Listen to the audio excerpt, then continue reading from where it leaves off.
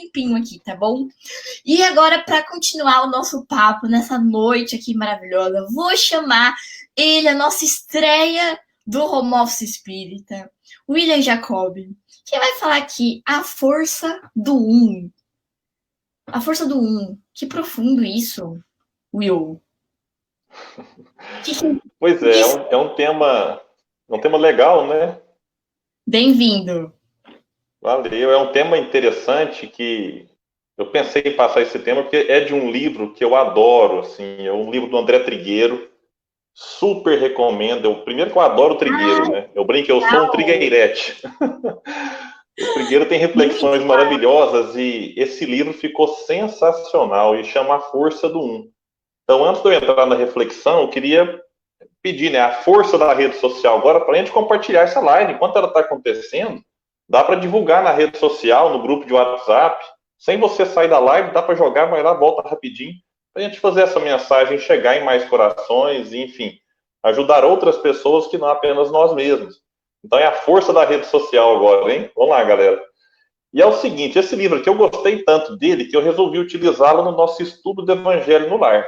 Nós reunimos aqui, eu, minha esposa, meus 2 filhos, eu tenho um de 16 anos, praticamente da minha idade, e eu tenho uma filha mais nova de 9 anos. Então, e nós adoramos estudar esse livro porque ele traz coisas muito práticas para a gente. Que a gente lê, reflete e sai com vontade, de fato, de transformar, de certa forma, o mundo, começando pela própria transformação, como nós aprendemos na doutrina espírita. E uma das muitas reflexões que esse livro me provocou e me provoca é essa ideia da força do um. Então, esse nome, poxa, mas não dá para ser a força do coletivo, né? Não dá para ser a força da sociedade. Mas a sociedade ela é feita de indivíduos, de individualidades. E tem um pensamento que eu acho que é grandioso a gente ter isso em mente, que é que nós somos únicos. Não existe ninguém igual a nós. Não existe outro William, né? Alguém pode pensar assim, graças a Deus, né? Nossa, ainda bem, né? Meu anjo guardião pensou ter que cuidar 2 William. Então, só existe uma Carol, só existe uma Paola. Não existem 2. Então, Deus nos fez únicos. Né? Isso é forte. A gente tem hora que dá vontade de para puxa, podia ter 2 Chico, 2 Mahatma Gandhi, né? Só que se Deus faz 2 do mesmo, eu daria, poxa, vai ter 2 de quem você não gosta também. Então, de repente, vem 2 indivíduos que vieram para aprontar o terror. Então, nós somos únicos. Não existe outro ser igual a nós. Então, quando Deus nos cria, ele nos dá 2 presentes: a individualidade e a imortalidade.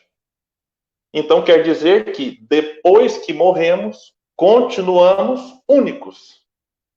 Existia uma ideia na época de Kardec, talvez ela ainda exista hoje, que é a do panteísmo, né? De que quando nós morrêssemos, nós voltaríamos para um todo e, de certa forma, nos perderíamos, como se fosse uma gota d'água no oceano. Então, a doutrina espírita nos ensina que nós somos únicos, inclusive depois da morte. Continuamos a ser quem somos, mantendo a nossa individualidade. Então, entre esses 2 estágios, berço, que é quando nós nascemos, e túmulo, que é quando nós morremos, há uma tarefa grandiosa entre esses 2 extremos, entre essas 2 estações da vida, né, nesse constante ir e vir que nós ficamos, mundo espiritual, mundo corpóreo.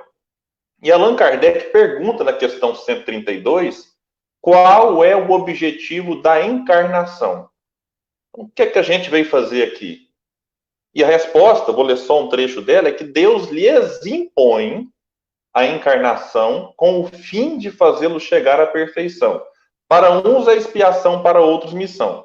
E muitos de nós paramos aqui e pronto, saímos repetindo isso aí, está tudo quanto é lado.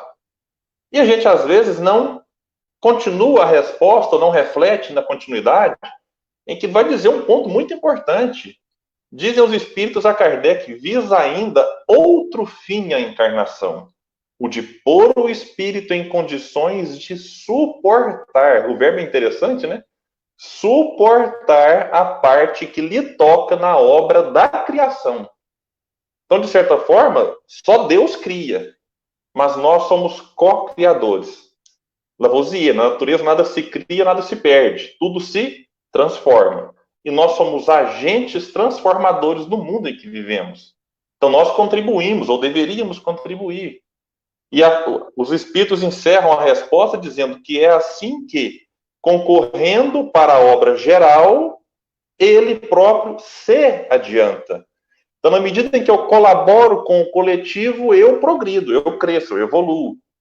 De tal forma que a gente não veio aqui para progredir o outro, porque isso aí é de responsabilidade do outro. Ele progride se ele quiser. A tarefa nossa é o próprio progresso. Então, ninguém progride para o outro, mas tem um detalhe interessante. Ninguém progride sem o outro. É no contato, é na vida em sociedade, é na relação, às vezes é no atrito, inclusive, que nós erramos, acertamos e aprendemos sempre. Então, nós não estamos aqui só para preencher um espaço no planeta, só para tirar um CPF, só para aparecer no censo do IBGE, ou só para criar uma rede social, não. A gente veio fazer aqui muito mais, a gente veio para deixar nossa marca, para deixar nossa contribuição. A gente veio aqui, de certa forma, para fazer a diferença, para sair daqui melhor do que quando chegou. Agora, a gente só vai conseguir isso se a gente fizer algo interessante. Eu até brinco, a gente veio para deixar saudade. Só que bacana, você morrer e alguém fala assim, puxa vida, nossa, não podia ter morrido logo o William. É isso, é deixar saudade, é as pessoas lamentar a nossa morte. É alguém, tipo, uma amiga minha até brinca, eu quero que chora, que faz escândalo no meu velório, que é porque eu fui importante na vida dela. Então, a ideia, por mais radical que ela pareça, mas é isso, é ser lembrado depois. Inclusive, para os ateus, ou para uma parte dos ateus, imortalidade para eles é isso, é ser lembrado depois. Para nós, não, a gente sabe que imortalidade é continuidade da vida. Mas dá para aproveitar essa ideia deles de que continuar vivo enquanto espírito, mas deixar lembrança daquilo que nós fizemos, daquilo que nós fomos. Uma vez eu escrevi um artigo em que lá eu trouxe a reflexão, e eu trago aqui agora, que é o que é que nós gostaríamos que as pessoas falassem no nosso velório. Alguém vai querer até isolar, falar, Deus credo, né? Nossa Senhora, não vou nem pensar num negócio desse. Mas é interessante. Um dia a pessoa me perguntou, falou, William, o que você gostaria que me dissesse no seu velório? Eu falei, olha, sendo muito sincero, alguém chegar perto do caixão e falar assim, nossa, ele respira. Porque quer dizer que eu estaria encarnado, né? Mas, tirando essa piada até um pouco sem graça, né? Mas já pensou? A pessoa ir no nosso velório só falar mal da gente, falar, nossa, né, não vai fazer tanta falta, ainda bem que foi. Então, isso representa, de certa forma, um legado. Eu vou trazer um extremo agora aqui, interessante. Imagina o que as pessoas disseram no velório do Chico, por exemplo. Certamente não teve desespero, porque estavam diante de alguém que acreditava na imortalidade da alma, de alguém que fez o seu papel, que cumpriu a sua missão muito bem cumprida. Mas pensa que coisas maravilhosas saíram das pessoas no velório do Chico. E de outras pessoas também que marcam, né, a passagem pela Terra, mesmo que não se tornam muito conhecidas. Certamente muitos de nós conhecemos alguém anônimo, pessoas que nem tem nem rede social às vezes, mas que a gente olha e fala, puxa vida, esse aqui quando for embora vai fazer falta. Eu acho que essa é uma ideia interessante de que estamos usando a força que nós temos, a força do um. E a grande pergunta é, o que estamos fazendo de produtivo? O que estamos fazendo para que o mundo seja melhor? A gente pode ter as distrações do mundo, não tem problema. A minha filha foi me ensinar a jogar Brawl Stars. Agora eu tô viciado e ela não. E agora eu falo, filha, joga com o papai, pelo amor de Deus, né? Fala, não, papai, agora não, tô vendo uma live aqui, tô vendo alguma coisa. Então a gente pode ter as distrações do mundo, gostar de futebol. Tem gente que pensa que para deixar a marca no mundo eu tenho que abandonar tudo que é do mundo. Aí eu não posso praticar um esporte, eu não posso gostar de futebol, eu não posso jogar videogame, e vive numa vida que não é uma vida muito real, assim. Às vezes idealizam uma vida que não é aquela, e aí você vai ver a pessoa não tem outras atitudes construtivas. ela se isenta de um contato que para ela é prejudicial e naquele outro tempo ela também não faz nada de produtivo. Então é importante a gente pensar como eu posso colaborar para que o mundo fique melhor. E a gente pensa também que é só, eu tenho que fundar uma creche, fundar um asilo, um lar de idosos, um centro espírita. Poxa, se você tem isso em mente, vai em frente, funde mesmo. Mas tem atitudes aparentemente pequenas e que transformam a vida das pessoas ou colaboram com a vida no planeta. Como, por exemplo, você preocupar com o destino do seu lixo que você produz na sua casa. Eu vi uma vez com o André Trigueiro ensinando a fazer a composteira ali em casa mesmo. Maravilhoso, pegar o lixo orgânico, jogar lá, as minhocas fazem o trabalho pesado e que depois vira um adubo e você reduz a quantidade de lixo que vai para o aterro sanitário. É interessante, não é tão complicado de fazer. A gente faz aqui em casa, é extremamente prazeroso. Você depois retira ali aquele adubo, joga na horta. Então são gestos simples. Você criar uma iniciativa como essa aqui agora, de idealizar lives que já estão na 50ª edição aqui agora, é uma atitude valiosíssima, né? De compartilhar mensagens edificantes nas redes sociais, esclarecer as pessoas sobre a pandemia, combater fake news, porque fake news mata. Né? Fake news destrói reputações. E você combater esse tipo de informação é colaborar para o mundo melhor. E são gestos simples. Doar sangue. Hoje uma amiga mandou uma mensagem, falou, William do céu, trabalho aqui no Hemocentro, e o estoque de sangue está baixo. E, puxa vida, não me custa nada compartilhar um pedido. Gente, quem puder, doe sangue. Isso é um gesto dos mais nobres, porque quem precisa está lá. E se não tem como você criar sangue, alguém tem que doar. Então, são gestos, assim, que a gente precisa pensar no coletivo e no mundo. Mas é importante a gente olhar para dentro e cuidar um pouco de nós também, porque senão a gente adoece e não tem qualidade naquilo que eu faço.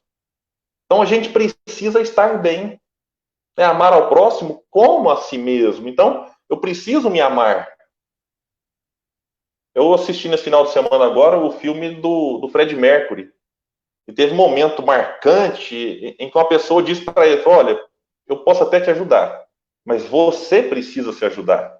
Você precisa gostar de você mesmo. E, de certa forma, aquela frase foi marcante na vida dele. E a gente pode trazer isso para reflexão dentro do espiritismo. Porque se eu não me amo, se eu não me cuido, aí daqui a pouco eu não tenho condição de cuidar do outro. Porque aí eu passo para o lado do necessitado. Na verdade, necessitados sempre estamos, né? A gente sempre está precisando de uma ajuda. Mas, apesar dos pesares, quando a gente se cuida, inclusive do aspecto emocional, mental, a gente se coloca em condições, né, com mais qualidade e capacidade de estender a mão para o outro, de auxiliar. Então é necessário pensar nessas pequenas coisas. Porque senão a gente fica falando tanto, não, a gente vai ser anjo um dia. Mas como é que a gente vai ser anjo se eu não estou sendo nem humano de verdade? Se eu não preocupo com as coisas que às vezes não tocam diretamente a mim. Né? Às vezes eu falo, por que eu vou preocupar com a causa homossexual se eu não sou homossexual? Por que eu vou preocupar com a causa indígena se eu não sou índio? Então eu percebo que na atualidade, um dos grandes ensinamentos dessa pandemia é que a gente tem que desenvolver compaixão, desenvolver empatia, senso de coletivo. O problema do outro é meu problema. O problema do George Floyd é meu problema, porque é um irmão. Então não tem problema do outro, é o problema meu. Nós precisamos desenvolver o senso do coletivo. Eu acho que isso é que é importante, e esse é um dos grandes ensinamentos que a própria pandemia tem nos trazido, né? Então a gente precisa realmente pensar nisso, refletir. O livro A Força do Um me provoca isso. Sempre que eu leio um capítulo ali para fazer o nosso estudo aqui em casa, sempre que eu preparo uma palestra, eu recorro a esse livro, porque André Trigueiro foi muito feliz, porque ele trouxe coisas práticas. Então, quem não conhece o livro, eu super, super, super recomendo para que a gente desenvolva essa força, aquilo que Leon Denis chama de potência da alma, que todos nós temos, né, que ele resume as potências da alma em 3 palavras: querer, saber e amar. Então, eu preciso desenvolver a vontade. A partir daí, buscar o conhecimento das coisas e das leis. Mas sem o amor, tudo isso fica perdido. Tudo isso fica estéril, não produz frutos. E eu encerro a minha fala com uma frase que o André Trigueiro colocou aqui no livro, que eu achei ela assim, extremamente atual e que me motiva muito. Eu espero que motive todo mundo que assistir essa live. Não importa o tamanho da crise, não importa a loucura do mundo, não importa a sensação de impotência, existe a força do um, a força de uma ideia impactante, a força de um sentimento superior, a força de uma ação transformadora. Comece com uma ideia, haja com seu sentimento, transforme com sua ação, seja a força do um. Então, é isso, a mensagem que a gente tinha que trazer para hoje, que ela possa nos inspirar. Eu sei que esse programa, essa live atinge muitos jovens, são os jovens que transformarão o mundo. Então, precisamos desenvolver essa força do um, porque a gente pode muita coisa, e nós temos muitos exemplos aí que começaram na juventude e transformaram gerações. Uhul! Muito massa! Adorei! Obrigada, viu, Will? Olha, essa ideia, assim, é importantíssimo a gente falar sobre isso, né? Dentro do movimento, né? Todo esse movimento, né? Da força do um, de sustentabilidade, de fazer o que está no nosso alcance. E, ó, temos muito trigueiretes aqui, galera aqui falando, também sou trigueirete. Ah, eu também sou. Vou comprar esse livro. Galera aqui comentando, assim, horrores. Ó, a Daniele tá perguntando qual o nome do livro. O nome do livro é A Força do Um. Mostra aí, Will. Isso, A Força do Um, do André Trigueiro, né? Muito massa. Ó, tem gente falando aqui que tá com desconto, hein? Da Livraria Candeia. Vou fazer o merchan aqui, ó. Ontem, no Papo das Nove, o André falou que a editora Candeia está vendendo o livro A Força do Um com 25% de desconto. Olha aí, para quem quer comprar o livro, aproveita o momento. Boa! Valeu por compartilhar, Marina. A Ivaneide falou assim, cuidar do planeta é cuidar da nossa casa. É isso aí, né? Muito bom. Ó, o Fabrício tá falando, Will, que eles também fazem a compostagem em casa aí, ó. Que é bem legal para a horta, precisamos mais do que nunca pensar na coletividade. Muito Deixa eu só fazer bom. Um comentário rapidinho. Claro. Achei a postagem anterior aí falando que cuidar do planeta e cuidar da nossa casa. Isso é uma verdade tão grande que não existe fora. Quando a gente joga um lixo fora do carro, meu amigo, fora de onde? Porque fora do seu carro está na sua casa, chamado planeta Terra, então não tem fora. Ah, não, vou colocar um fogo fora da minha casa. Não existe incendiar um terreno fora da sua casa. A sua casa chama terra. Então você está pondo fogo dentro da sua casa. E aí você pensa que não vai recair sobre você? Vai. Então, essa frase dela eu achei maravilhosa e só esse comentário que não existe fora. Está tudo não dentro. Existe fora. É exatamente isso. E aí a Gleice falando aqui, né, que somos únicos, né, únicos, ele falou, são bilhões de digitais distintos, né, e eu costumo falar que justamente essa, eu acho que deve ser a maior prova de Deus, para ele falar assim, meu filho, você é único para mim, queridão, presta atenção nisso aqui, é sério essa mensagem, e a gente lá achando que a gente não é importante, que nem sou tão importante, se não for, tanto faz, se não fizer, tanto faz.